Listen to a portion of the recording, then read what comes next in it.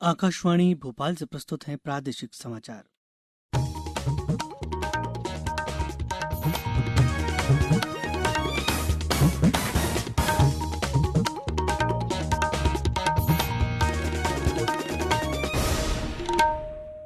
नमस्कार, समाचारों के साथ मैं रत्नेश सोनी। पहले मुख्य समाचार। कृषि कानून पर गतिरोध खत्म करने को लेकर गृहमंत्री अमित शाह की कल किसानों से हुई बातचीत बेनतीजा रही। कुछ किसान संगठनों द्वारा बुलाया गया बंद प्रदेश में रहा बेअसर। प्रधानमंत्री नरेंद्र मोदी आज करेंगे प्रवासी भारतीय दिवस सम्मेलन का उद्घाटन और देश में कोरोना के सक्रिय मामलों में 4% से अधिक की गिरावट। वहीं प्रदेश में कोरोना से 2 लाख से अधिक लोग हुए स्वस्थ। अब समाचार विस्तार से। गृहमंत्री अमित शाह ने कल किसानों के साथ कृषि कानून पर गतिरोध खत्म करने को लेकर बातचीत की। हालांकि बातचीत पर कोई सहमति नहीं बन पाई। बैठक के बाद संवाददाताओं से बात करते हुए किसान नेता ने कहा कि सरकार आज एक प्रस्ताव लेकर आएगी। हमारे संवाददाता ने कहा कि किसान नेताओं और सरकार के बीच होने वाली छठे दौर की बैठक आज नहीं होगी। किसान नेता सरकार के प्रस्ताव पर बैठक करेंगे। इस बीच 13 किसान नेताओं ने अमित शाह, कृषि मंत्री नरेंद्र सिंह तोमर और वाणिज्य मंत्री पीयूष गोयल से मुलाकात की। मध्य प्रदेश के मुख्यमंत्री शिवराज सिंह चौहान ने कल भोपाल में हमारी संवाददाता पूजा पी वर्धन से चर्चा करते हुए नए कृषि सुधार कानूनों पर विपक्ष के विरोधी रवैये की आलोचना करते हुए इसे उनकी दोहरी राजनीति बताया है। श्री चौहान ने कहा कि विपक्षी दल कांग्रेस ने अपने घोषणा पत्र में नए कृषि कानून को लागू करने की बात कही थी। कांग्रेस सहित विपक्षी दलों के विरोध को उनका दोहरा चरित्र बताते हुए मुख्यमंत्री ने कहा कि ये सभी दल समय समय पर कृषि सुधार कानूनों को लागू करने का समर्थन करते रहे हैं। सोनिया गांधी जी, आपको जवाब देना चाहिए। आपके राज्य में कितनी खरीदी होती थी? आज एमएसपी पे घड़ियाली आंसू बहा रही हैं आप। यूपीए के समय 2009 से 2014 तक आपने 2,06,000 करोड़ रुपए की कुल खरीदी की थी, लेकिन जब से प्रधानमंत्री नरेंद्र मोदी जी है 4,95,000 करोड़ रुपए की खरीदी की है। 240% की वृद्धि हुई है। ये मैं धान की बात कर रहा हूं। कॉन्ट्रैक्ट फार्मिंग के विषय पर श्री चौहान ने कहा कि इससे किसानों को अपनी उपज का बेहतर दाम मिल सकेगा। उन्होंने कहा कि पुराने कानूनों से खेती को लाभ का धंधा नहीं बनाया जा सकता।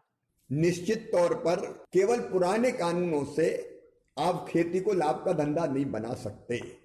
नरेंद्र मोदी जी दूरदर्शी प्रधानमंत्री हैं। अब देखिए, अभी कोरोना काल में आत्मनिर्भर भारत का मंत्र दिया प्रधानमंत्री नरेंद्र मोदी जी ने, और 1 लाख करोड़ का एग्रो इंफ्रा फंड देश के किसानों को दिया। 1 लाख करोड़ का, जिसमें से 7,000 करोड़ से ज्यादा मध्य प्रदेश को मिलेंगे। श्री चौहान ने कहा कि नए कृषि कानून में बदलाव की बजाय उसे सही तरीके से किसानों को समझाना चाहिए। पूजा विवर्धन, आकाशवाणी समाचार, भोपाल। कुछ किसान संगठनों द्वारा नए कृषि कानूनों के विरोध में कल बुलाए गए भारत बंद प्रदेश में पूर्णतः बेअसर रहा। हमारे संवाददाता ने बताया कि राजधानी भोपाल समेत सभी जिलों में बाजार खुले रहे और परिवहन सेवा जारी रही। व्यावसायिक राजधानी माने जाने वाले इंदौर के छावनी, सियागंज सहित सभी व्यापारिक केंद्रों में कामकाज रोजाना की तरह चलता रहा। विभिन्न जिलों से हमारे संवाददाताओं ने खबर दी कि उनके जिले में बंद का कोई प्रभाव नहीं देखा गया। हमारे उमरिया संवाददाता ने बताया कि जिले में भारत बंद बेअसर रहा और बाजार पूर्व की तरह खुले रहे। वहीं छिंदवाड़ा, मुरैना, सीहोर जिले में भी बंद का कोई असर नहीं देखा गया। उधर जबलपुर से हमारे संवाददाता ने खबर दी कि केंद्र सरकार द्वारा लागू किए गए नए किसान बिल के विरोध में चल रहे किसानों के आंदोलन का असर नहीं देखा गया। सुबह 9 बजे से दुकानें अपने तय समय के अनुसार खुली। मंडी में रोज की तरह किसान सब्जी आदि लेकर पहुंचे। अशोकनगर में भी रोजाना की तरह किसान कृषि मंडी में उपज की बिक्री के लिए पहुंचे। सागर, खंडवा, बैतूल, शहडोल, शिवपुरी, नीमच और देवास में भी बंद बेअसर नजर आया। प्रधानमंत्री नरेंद्र मोदी कल संसद मार्ग स्थित नए संसद भवन का शिलान्यास करेंगे। नया भवन आत्मनिर्भर भारत की बुनियादी सोच का दर्पण होगा। आजादी के बाद पहली बार संसद निर्माण का ये शानदार अवसर है। नया संसद भवन वर्ष 2022 में स्वतंत्रता की 75वीं वर्षगांठ के अवसर पर नए भारत की आवश्यकताओं और आकांक्षाओं के अनुरूप होगा। अब समाचारों में वक्त एक छोटे से ब्रेक का। कोविड-19 से बचाव और सुरक्षित रहने के 3 उपाय। मास्क लगाएं, 2 गज दूरी है जरूरी, सुरक्षित दूरी रखें, हाथ और मुंह साफ रखें। ब्रेक के बाद एक बार फिर आपका स्वागत है। नए कृषि सुधारों का लाभ किसानों को सीधे मिलने लगा है। गुना जिले के किसान अखिलेश यादव ने आकाशवाणी से बातचीत में कहा कि उसे नए कानून की वजह से अपनी उपज का बेहतर दाम मिल सका। ग्राम टकनेरा, बलिश यादव मेरा नाम है। किसान हूँ और गुना जिला से मुझे जानकारी मिली कि स्टार एग्रो उससे मैंने माल भेजा, मेरा बढ़िया पेमेंट मिला मुझे, उस चीज़ से मैं संतुष्ट हूँ। और 70-75 बीघा लगभग मेरी ज़मीन है। बहुत अच्छा भाव मिला मुझे, बाजार मार्केट से बहुत अच्छा रहा, बहुत अच्छा ऊंचा भाव मिला मुझे। कोई परेशानी नहीं, बढ़िया। लगभग मेरा 4 दिन में पेमेंट आ गया था, 3-4 दिन में पेमेंट आ गया था मेरा। प्रधानमंत्री नरेंद्र मोदी प्रवासी भारतीय दिवस सम्मेलन का उद्घाटन करेंगे। कोविड-19 महामारी के मद्देनजर सम्मेलन का वर्चुअल आयोजन होगा। राष्ट्रपति रामनाथ कोविंद भारतीयों के समापन पत्र को संबोधित करेंगे। कृपया से दोबारा सुन लें। राष्ट्रपति रामनाथ कोविंद भारतीयों के समापन सत्र को संबोधित करेंगे। इसके पहले कल 16वें प्रवासी भारतीय दिवस 2021 के लिए एक वेबसाइट का उद्घाटन विदेश राज्य मंत्री वी मुरलीधरन ने किया। इस वर्ष का विषय आत्मनिर्भर भारत में योगदान पर केंद्रित है। प्रवासी भारतीय सम्मान की भी घोषणा होगी। इस दौरान भारत और विदेशों में बसे भारतीयों के विभिन्न क्षेत्रों में उनके योगदान के लिए प्रतिष्ठित सम्मानित करने का ऐलान होगा। देश में कोरोना के सक्रिय मामलों की संख्या में लगातार गिरावट आ रही है। आज देश में सक्रिय मामलों का प्रतिशत 4 से भी नीचे गिर गया है। अब तक 91 लाख से अधिक लोग संक्रमण से मुक्त हुए हैं, जो अब तक संक्रमित हुए लोगों का 94.59% है। पिछले 24 घंटों में 39,000 से अधिक लोग संक्रमण से मुक्त हुए।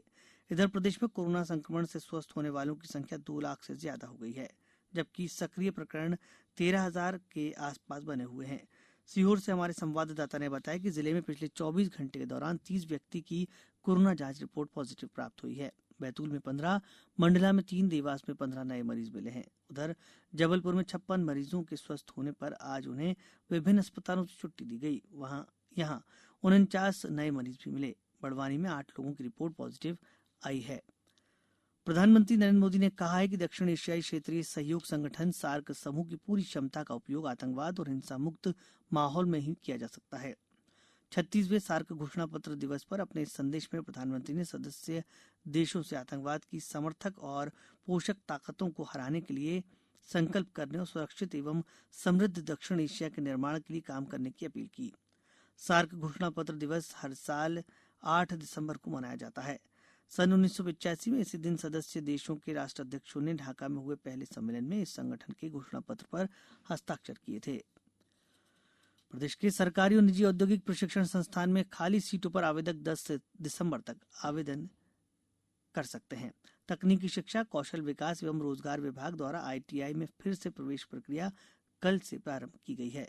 आवेदक MP ऑनलाइन पर रजिस्ट्रेशन में हुई गलतियों में सुधार और नए कॉलेज का चयन, चॉइस फिलिंग और संस्थाओं में एडमिशन प्राथमिकता में सुधार, नए आवेदकों का रजिस्ट्रेशन आदि भी 10 दिसंबर तक कर सकते हैं। प्रवेश के लिए मेरिट सूची 10 दिसंबर को शाम 4 बजे जारी की जाएगी। अब कुछ समाचार संक्षेप में। केंद्र सरकार ने कोरोना वैक्सीन टीकाकरण की निगरानी के लिए कोविड नाम से एक ऐप बनाया है। अब ओलंपिक खेलों में औपचारिक रूप से ब्रेक डांस को भी शामिल कर लिया गया है। इंटरनेशनल ओलंपिक कमेटी ने बताया कि वर्ष 2024 में पेरिस में होने वाले खेलों में इस पर आधारित स्पर्धाएं होंगी। कल ऑस्ट्रेलिया ने अंतिम T20 मैच में टीम इंडिया को 12 रन से हराया। टीम इंडिया पहले ही इस सीरीज को 2-1 से जीत चुकी है।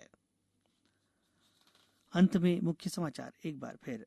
कृषि कानून पर गतिरोध खत्म करने को लेकर गृहमंत्री अमित शाह की कल किसानों से हुई बातचीत बेनतीजा रही। कुछ किसान संगठनों द्वारा बुलाए गए बंद प्रदेश में रहा बेअसर। प्रधानमंत्री नरेंद्र मोदी आज करेंगे प्रवासी भारतीय दिवस सम्मेलन का उद्घाटन। और देश में कोरोना के सक्रिय मामलों में 4% से अधिक की गिरावट। वहीं प्रदेश में कोरोना से 2 लाख से अधिक लोग हुए स्वस्थ। इस बुलेटिन के अंत में एक अपील, हमेशा ध्यान रखें, मास्क और 2 गज की दूरी, हाथ धोना भी है जरूरी। नमस्कार।